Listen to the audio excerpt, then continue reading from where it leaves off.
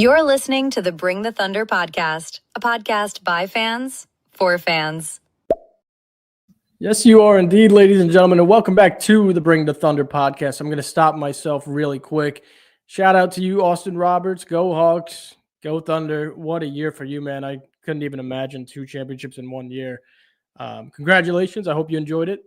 Back to your scheduled programming. But welcome back. Oh, Satvir, you're going to say something? No. All right.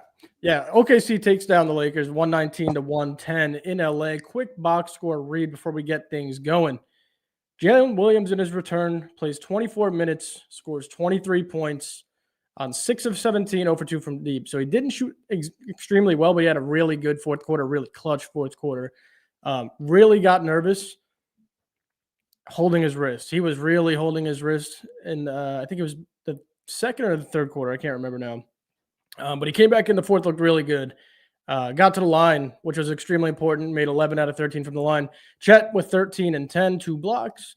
Kaysen had 12, 4, and 6. Kaysen's really starting to become a player for us. And Hartenstein, 10, 9, and 6. Off the bench, this is where OKC won today. Isaiah Joe, after the trade of Jared McCain, Isaiah Joe has been a problem. 19 points, 4 of 8 from deep in 27 minutes. Caruso with 17 back in L.A., Jay Will, 11 points, hit 3 of 5 from deep. That's huge for OKC. Jared McCain had 7 in 14 minutes. He had 7 points in 7 minutes in the first half. Wish he got a little bit more. For the Lakers, LeBron, 22, 6, and 10, and then there was the rest. Reeves had 16 off the bench. Not great. So, Satvir, from what I took from this game, is OKC is slowly getting healthier. They played extremely well. The Lakers actually came back in that third quarter, but they came back with JDub. Took it home. Just an overall good win. Everyone scored the ball. They look extremely deep with the addition of McCain. They still don't have AJ off the bench yet. Mark's going to have to figure out his rotations because there's a lot of talented players on this team. Yeah, I completely agree. We got way too much talent, and the 2 guys kind of at the lower amount of minutes, I'm looking at it, it's like Jared McCain and Aaron Wiggins, who we need for that more, offensive prowess. And obviously tonight, Caruso stepped up. Jay Will stepped up with 11 points. So the bench did really, really well for us. Lou Dort still only with 7 points tonight. I mean, solid on defense, but it took some heroics. Obviously, JDub fourth quarter. Expecting more from Chet as well in this sort of stint without SGA. But I do see we have a dono right here. $5.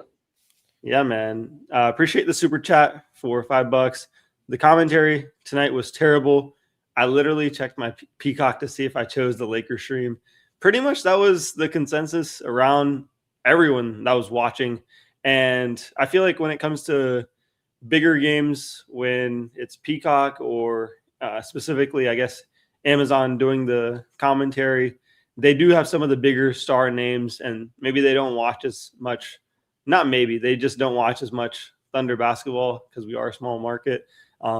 So this isn't something that's probably new to myself and maybe Joe, but maybe for listeners that don't watch as much or haven't heard as much from them. And they're a bit newer of a broadcast. I think over time they'll start getting a little bit more neutral, but I mean, maybe not.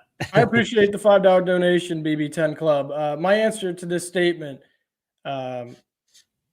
it's always been this way for the Lakers, and it always will be. That's just how the NBA rolls, and I don't know why they continue to do it, but they do it.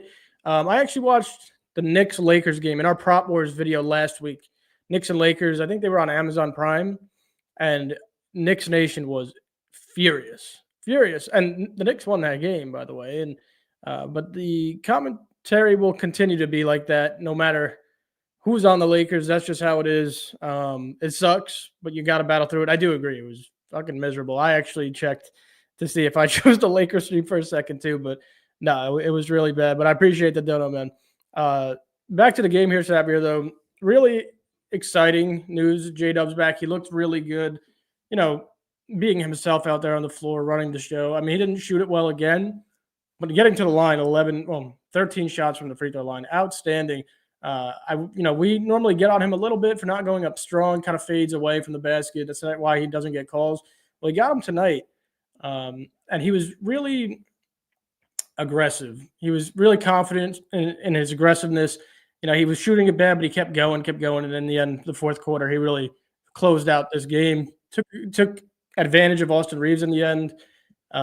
Just a really good game from JDub. Happy to see him back. Still shitting bricks about him holding his wrist, though.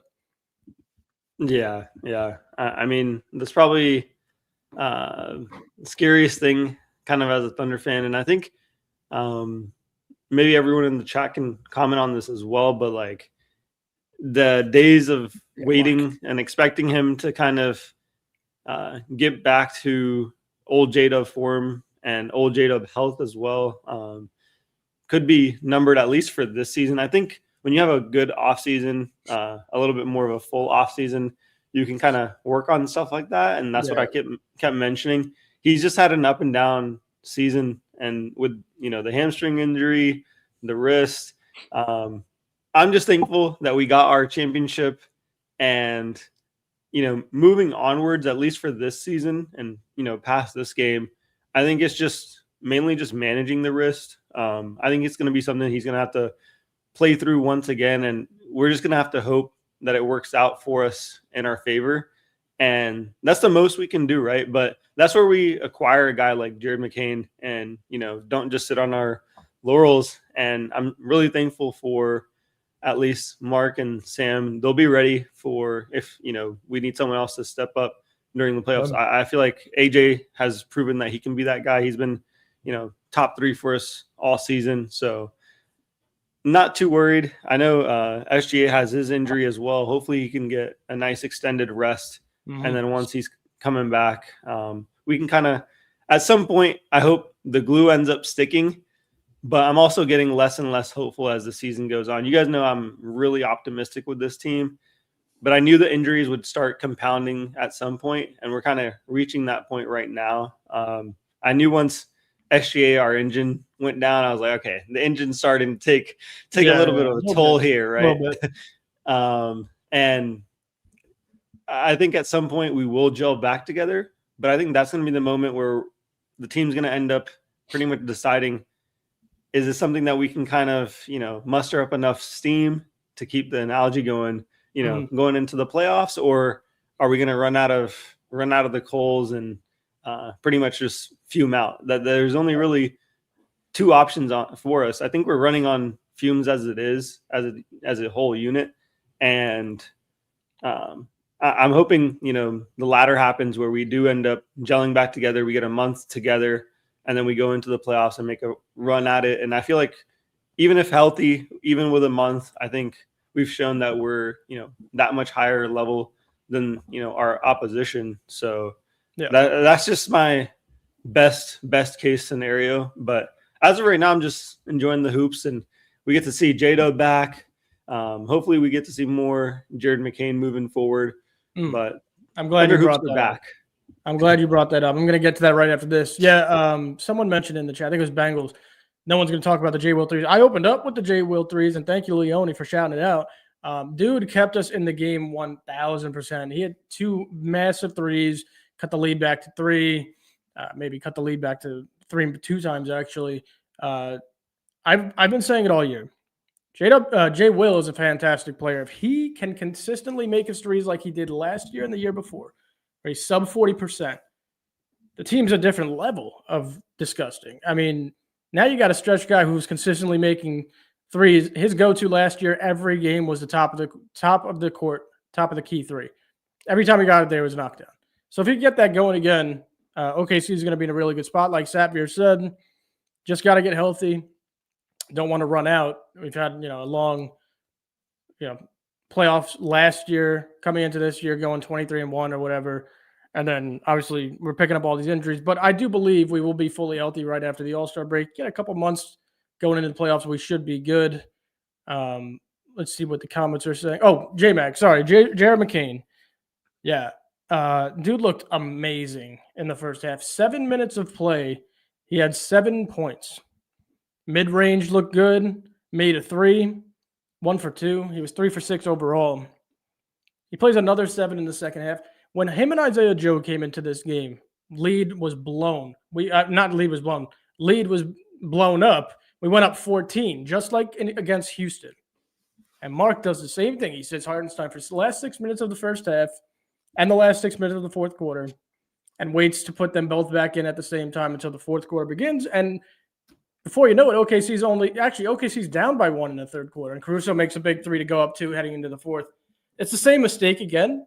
He just got lucky because we just made a lot of shots tonight. And the Lakers aren't, too good of a team, especially without Doncic.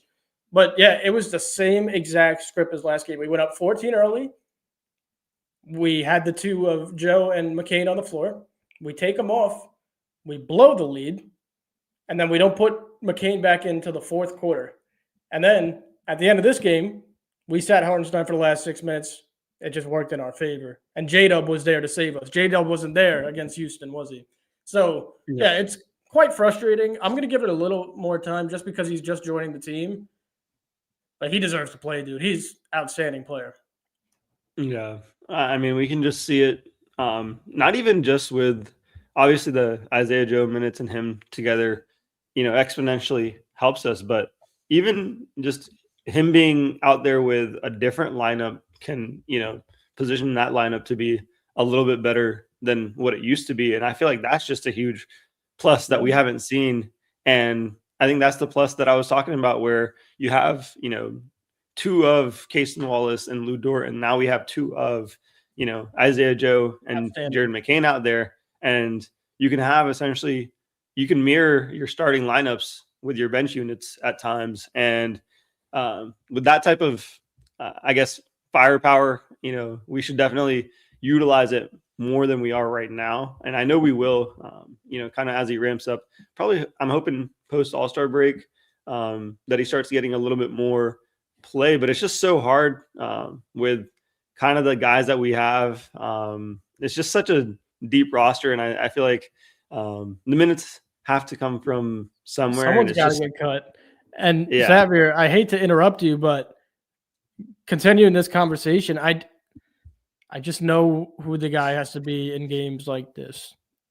You need him on the floor to guard LeBron. When he's off the floor, he doesn't need to be on the floor. And that's Lou Dort right now. And we both are the biggest Lou fans of the whole podcast. Like, we would die for Lou Dort. We've been defending him the whole time since we started the show. But another night where Lou Dort, he's -7. He's on the floor. He made 2 threes early on and then went over 3 the rest of maybe he went 2 for 5. Not really an impact on the offensive end. Not great defensively either. LeBron kind of had his way, even though LeBron was looking for switches the whole game. It could be Lou in these types of matchups. Like, I'm okay with putting a Caruso out there who put up 17 tonight, missed 1 shot, 7 of 8 back home in LA. He's just got to figure out like what games he could do it and what games he can't. But in certain games, like, you got to take Dort out and get some scoring out there, especially with SGA, because Capers just texted me right away, said no Dort slander. He'll be okay come playoff time. Yeah, Capers, I agree with you, bro. But I was going to say is you got guys like Isaiah Joe and McCain who could play together over Lou Dort, and them together is opening up way more opportunity for them as shooters. And it's going to open up way more opportunity for JDub and Shai as drivers. I mean, it's not a coincidence you add McCain to the team and you put him on the same line as Isaiah Joe, and he's had back-to-back, like almost 20-point games. It's not a coincidence. It's just what happens. So for me, that's where it comes from. Cason's earned his spot. He's not going anywhere. He looks amazing recently. Caruso's our engine, off the bench. AJ Mitchell was 6th man of the year before he got hurt. Even Wiggins has played excellent. Not tonight. He only played 15 minutes, by the way, tonight at 0 points. Lou Dort's the only person I could point to. That's really the only one.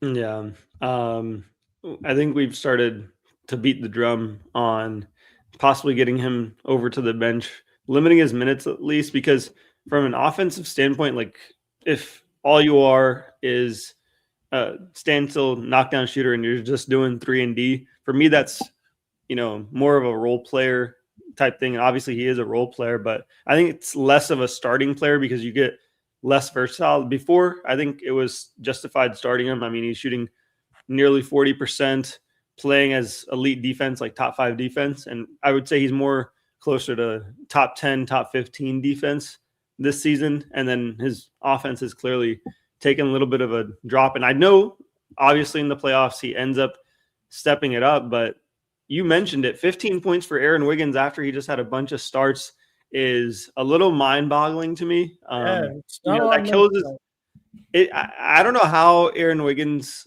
ends up doing it mentally, because he goes from 25-minute player at times to a 14-minute player at times, and then a 35-minute player.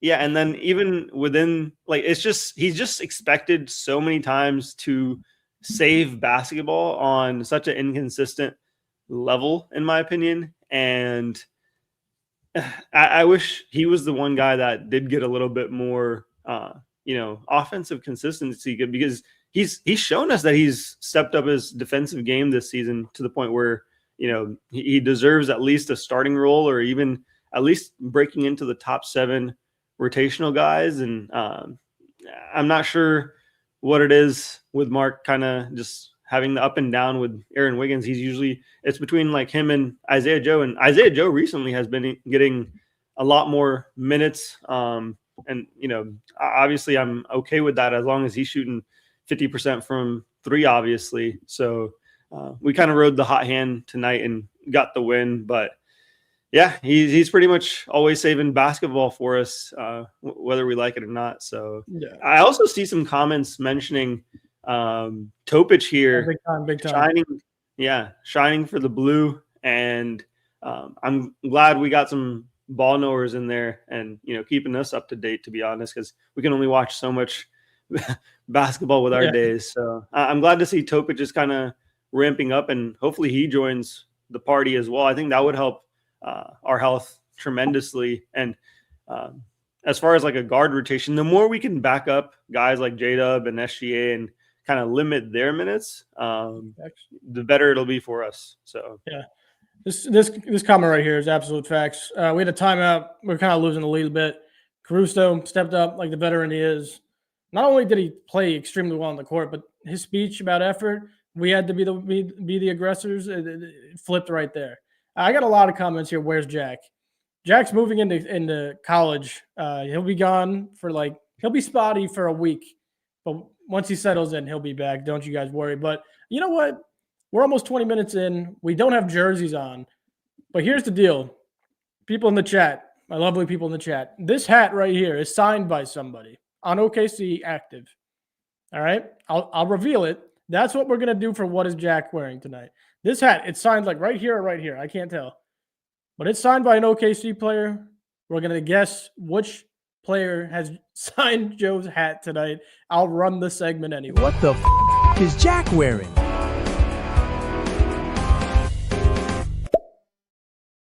All right. It's not what the hell is Jack wearing. It's who signed Joe's hat tonight. Jack will be back soon. Drop your guesses like normal. Unk's already there with wigs. Satvir, did I even tell you? I think you did tell me. Everyone's going to have to – yeah, I can't really remember exactly. I feel like Unk has inside information, and I'm going to go with Unk and say Aaron Wiggins as well. It feels like a pretty good guess. Like, he was the first person that came to my mind that would sign your hat. I know for sure it's not Chet or SGA. So I'm going to go with Aaron Wiggins on this. But we got a lot of guesses coming in.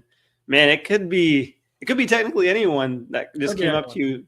You could have multiple signatures on that hat as well. So I'm sure we'll get more additions to it. So I'm going to when we go back in March, late March, early April, I'll get more on the hat. My one hint to you, Satvir, and to everybody in the chat, I didn't get to see Unk in OKC, unfortunately, because I got sick. Jack was able to hang out with him. So he doesn't have insider information. The guy on my hat is my second favorite player on OKC at the moment. So SGA is number 1, but who's number 2? Leone's changed. Leone, you got to lock one in. We don't get multiple. We got an AC, Kenny Hustle. Oh, Mark said he signed his too. Mark's got it. Mark knows me so well. All right. Yeah, the reveal. I don't know if you guys are even going to be able to see it, but there it is. AJ Mitchell. That is an AJ. There we go. AJ Mitchell. Mark Espinoza does it again. I don't know how he continues to do it. He's just absolutely the best. All right. No. Sorry for the underwhelming. What the hell is Jack wearing? He'll be back soon. I'll get a few jerseys for this week anyway. I know we have a back-to-back Wednesday and Thursday, so I'll be prepared. Don't you guys worry. Satvir, back to the game. A lot of positives to take out of this game, like we mentioned. Even like Chet wasn't even great tonight. 50% from the field, 50 from three, 13 points, whatever. The Lakers played a lot of zone. That just shows you where their defense is as a whole. They played a lot of zone against a team where they didn't even have SGA and AJ Mitchell, so that's not great. But did I just lag out?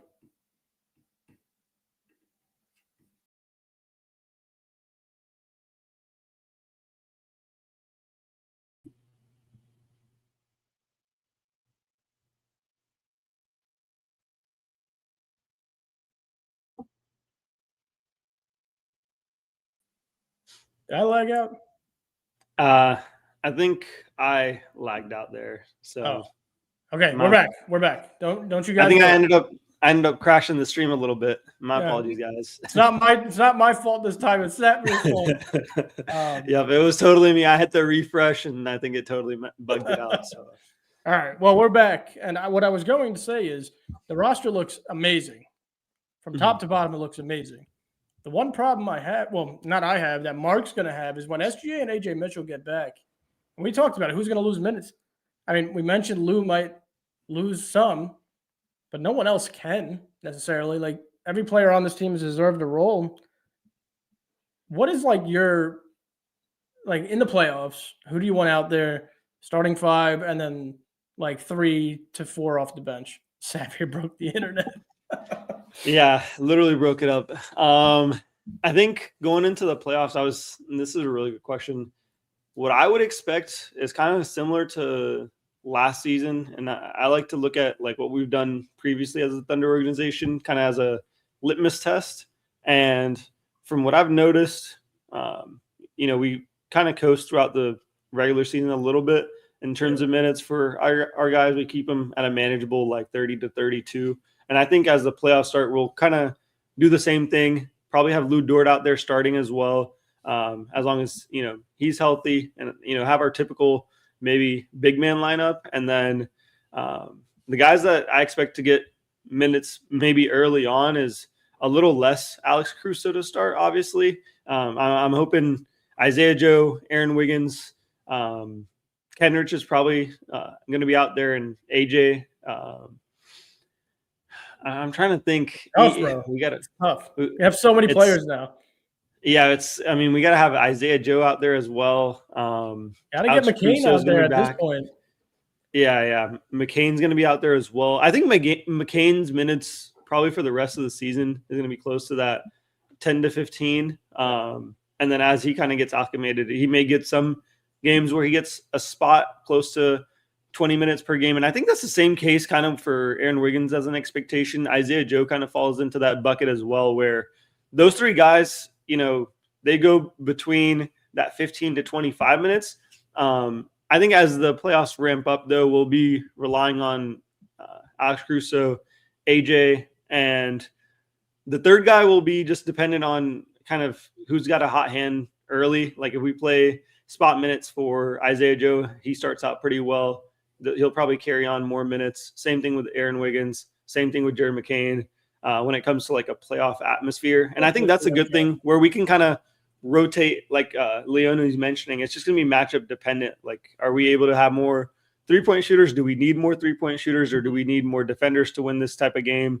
And I think that's going to be the luxury of our team with so many guys from a playoff rotation perspective. And I think it protects us as a whole, even regular season wise, if SGA and JDub and Chet are able to, stay under that 35-minute mark, we're able to give more minutes out, but also have a longer sustained run when it comes to the playoffs. So that gives me a lot of hope as far as like managing injuries throughout the playoffs. That's other teams aren't able to do that. Like if someone picks up a knick-knack injury, we can just step up minutes for somebody else on the team. And not many, teams are able to say that. So 8-man roster, I think, is what we'll get down to, Western Conference finals time, and AJ, Alex Caruso, and just one of the other guys, probably Cason Wallace, is the 3 main guys I'm looking at, and then spot minutes for everybody else, between 10 to 15, where they're needed. But by then, I expect like the starting lineups to start getting closer to 35 minutes each. So that's kind of the expectation. And usually, what ends up happening is like Chet and iHeart get closer to like 30 in there, so we can get like a 4th player to get additional minutes.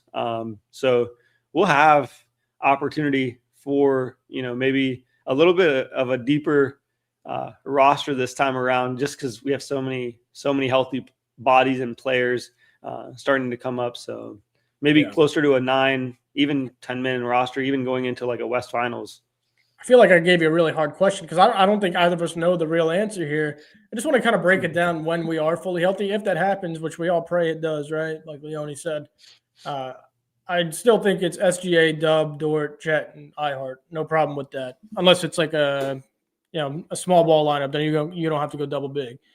But off the bench, as of now in the regular season, you have AJ Mitchell, Aaron Wiggins, Jared McCain, Isaiah Joe, Jalen Williams, Cason Wallace. Like, when I just named 6 guys. So I don't know what he's going to do. I just hope he does the right thing. Leone, I hope it's matchup dependent with Mark. I really hope he just sees the matchups and understands, game plan has to change, which he did in the finals. So I have faith in him for that. Well, I guess that question, I'm sorry for asking you first, because you're the only one up here. That is just a tough question. I don't even have the answer to it, and I asked a damn question. So I guess we'll just wait and see. I do want to. I think you answered it really well. You mentioned like there's 6 guys, and I think usually you can only play up to 8 to 9, and I think 3 to 4 of them are gonna end up being the guys that get the minutes game to game, and then 2 of them are just gonna have to, shrug their shoulders and say maybe the next one. So, like you mentioned, like spot minutes out of nowhere. Like I don't know, and you know what? You can't even be mad at it because that's just the way it is. I do want to do like 30 seconds here on the Lakers really quick. I know they didn't have Luka. They suck. They're really bad. Like we played them, without LeBron earlier in the year and demolished them at home. And then we played them without Luka tonight, and it was a close game, but we didn't have SGA or AJ Mitchell, and JDub's just coming back and blah, yada, yada, yada. This team's not good. They look nothing more than a first-round playoff team, maybe. Like they just dropped to 32-20. That puts them at the 5 seed right now because the Timberwolves have been kind of trash ever since they beat us. They picked up a win tonight. But they're going to be in that, like they're in play-in conversation. They're a game and a half above the Suns, who have been a good team all year. The Warriors could pop off at any time, but I don't see that happening. The Trailblazers are solid. What are your expectations for them the rest of the year? And before you answer that, actually, dude, this is I feel bad for Reeves because he's learning from, play style good. He's learning from LeBron and Luka, but on the other end, he's learning from LeBron and Luka and their actions when it comes to the officiating. I was texting my friend who's a Laker fan. I was like, how do you watch this every night? It's so insufferable. Like, they complain about us getting calls. You guys actually, the players, complain about every single call every night. And then, like, you just see, like, OKC, they'll get a bad call, and they'll just keep running up and down the floor. Like, I don't know, man. But Satvir, sorry. Go ahead. I asked, what did I – oh, the Lakers. Where do you see them finishing the season up?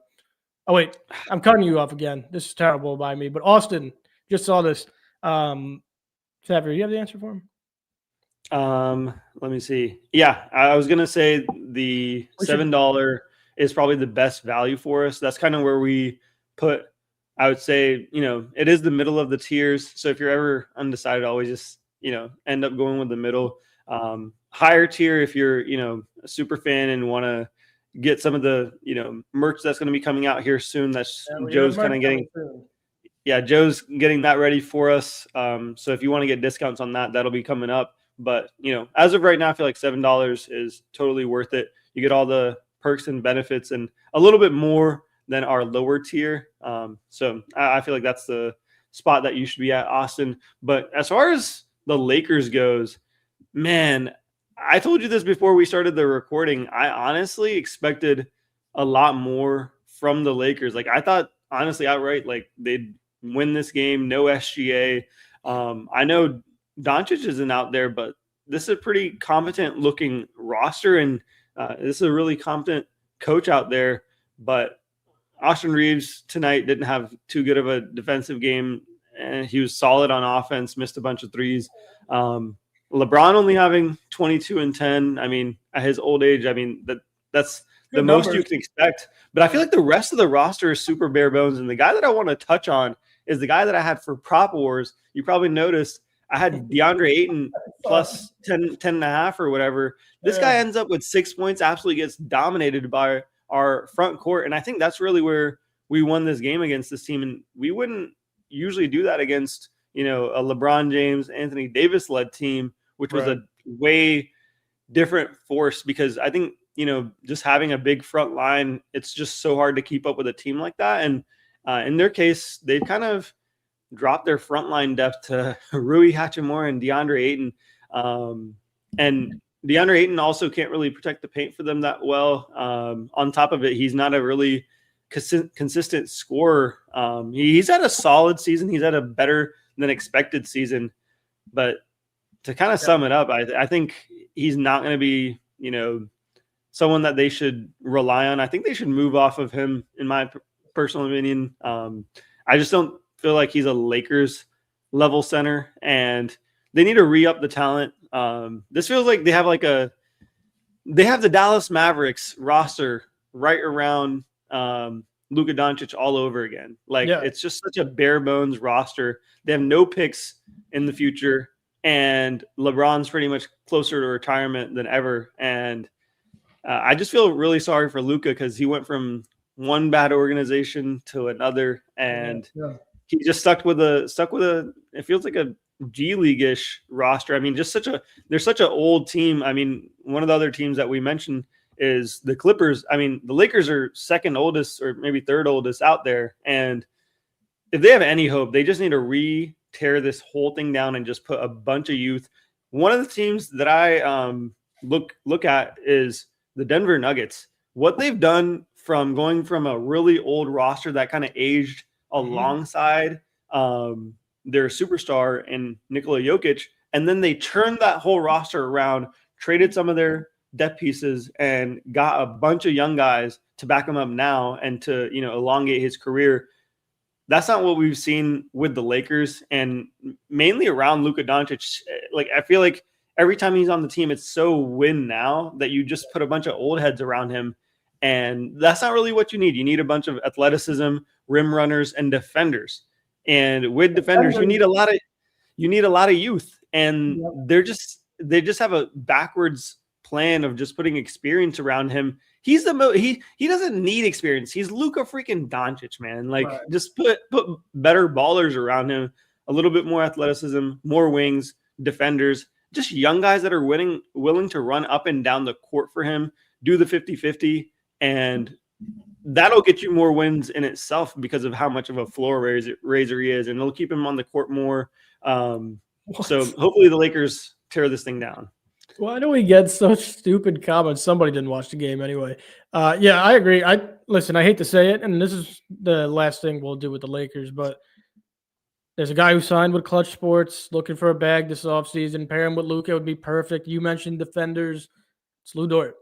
You pair Lou Dort with Doncic and Reeves, and you fill out, the front court. They can have a chance, but screw them. And this one, Leone, I think, LeBron will do whatever he wants. Like, he'll get whatever he wants. If he wants to go back to Cleveland, he will. That's it. Like, that's my take. I think, the rumors have already started with Harden and Mitchell recruiting him. I don't know. I don't really believe all that, but my simple answer would be whatever he wants to do, he'll do it, and, deservingly so at this point. You didn't watch the game, Jesse. No, you didn't, bro. Satvir, do you want to do a quick Satvir's quarter to end the show? Yeah, we can definitely do a quick one. Perfect. Mark Espinoza. I was going to say something to you before we did this. Oh, Mark, really quickly. Speaking directly to Mark Espinoza here. I'm back, Mark. Lock of the night hit. Prop Wars did pretty damn well. Would have done extremely well if there wasn't 4 players thrown out of the Hornets and Pistons game. That allowed LaMelo to get to 20 with 30 seconds left in the game. But really good, Mark. Really good day. Really good day on the pregame show. I am fully back, and I'm in a groove here. But with that being said, let's do it. Welcome to Satvir's Quarter. All right, ladies and gentlemen, we have 3 stats of the night tonight. For us, JDub in his return, 23 points, 10 points in the fourth quarter. Absolutely dominant there. Hit the dagger bucket, and he had 4 straight free throws to ice the win for us tonight. And we're going to be highlighting our Thunder bigs tonight. Chet Holmgren, 13 points, 10 rebounds, a steal, and 2 blocks. Like I was mentioning how dominant he was. Hartenstein, 10 points, 9 rebounds, 6 assists, 3 steals. And then J. Will out there, 11 points, 3 for 5, super clutch himself with the shots that he was putting up. And I'm going to, highlight some of our bench unit tonight. This is kind of a full team effort here. Alex Caruso, Isaiah Joe, Cason Wallace tonight. Caruso puts up 17 points, 7 of 8 from the field, 3 for 4 from the 3-point line. Isaiah Joe, 19 points, 4 of 8 from the 3-point line, 2 steals, huge for us. And Wallace has been, so good all season long. It's crazy that he may not win DPOY with the season that he's having because he's, playing alongside a Chet Holmgren. But man, if there was ever a time to give a guard the DPOY, I mean, this guy is it. 12 points, 6 assists, and 2 steals. I don't know how he puts up as much effort and energy on the offensive end that he does because he puts it all on the line on defense every single night. And we snap a 2-game losing streak. We're, got up 14 at one point, got down 8, came back for the close win. We have 3 straight wins over the Fakers, and I'm loving life. I mean, this is amazing. We have next up coming up, Suns in Phoenix. Give me your one thought about that game, Joe, before we get that pregame up. I'm excited. Really quickly, we better go get that one done. We lost to them on a big-time Devin Booker 3-point shot. Not fully healthy. The Suns are a really good team. But I think with JDub, Chet, Hartenstein, and the rest of the crew off the bench, and like you said, Cason Wallace, I think we should win that game. Their go-to scorer is Devin Booker. Outside of the game winner he hit last game, we normally clamp Devin Booker pretty well. Dylan Brooks has been playing extremely well, but the combination of Wallace and Dort on them too, will give us a chance to be in the game. And we just have to make shots. And it looks like as of right now, OKC has the players now on the roster to make shots. 42% from 3 tonight. They make them, they probably win. That's my thoughts on that. Will we get AJ back is the question. BB10 Club, he was questionable against Denver and still hasn't returned. So unfortunately, I can't even give you an answer. And I gave out the answer a few times that, he should be back. He should be back. I don't know what they're doing. I believe he's ready to roll. Maybe they're holding him out. Maybe we'll see him. I don't know. If we get AJ back, we're winning the game completely, though. Yeah, and I'm just looking for if there's been any updates here. I think there's been a little bit of a snag with his injury, so maybe post All-Star break at this point. If he didn't play tonight, and especially if he doesn't play against the Suns, I don't know how he comes back with only a couple games remaining. But yeah, the Suns could have a situation where they could win, have Booker, have another 70-point game, possibly. I don't know about against us, the way we've limited guards and stuff. But my one thought would be stop Colin Gillespie. If we want a chance, he's so good. He's so good. If we want a chance to win this game, I think between the 3 guys that they have, and what we're known to not stop is 3-point shooting, and something Colin can do really well is the 3-point shooting. Dylan Brooks has turned into a very serviceable, more than serviceable player. He's a starting level guy. And I just saw Jesse come back into the comments, kind of threw me he's off. back. I put him in timeout. because he needed a second. But yeah, Colin Gillespie is we'll preview that in our pregame show on Wednesday. Jesse, listen, you have to go into timeout. Here's the thing.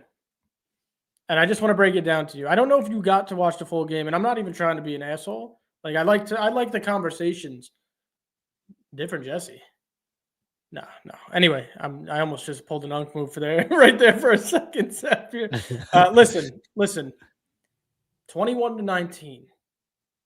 2 more fouls on the Lakers than OKC. OKC got to the line 3 more times than the Lakers tonight.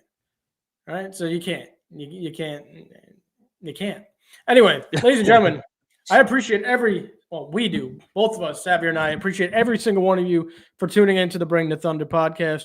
Our members, you guys are the best. Austin, yeah, the $7 one is the way to go. And then come on the show, bro. We need to talk to you. It's been we've been talking to you through chat for so long now. That being said, all members, reach out to us if you want to hop on the panel for Wednesday's recap against the Suns. And yeah, if you guys are watching this now, like the video, subscribe to the channel, turn post notifications on, go get a membership like all of our beautiful members in the chat here. And Thunder up, baby. Let's go.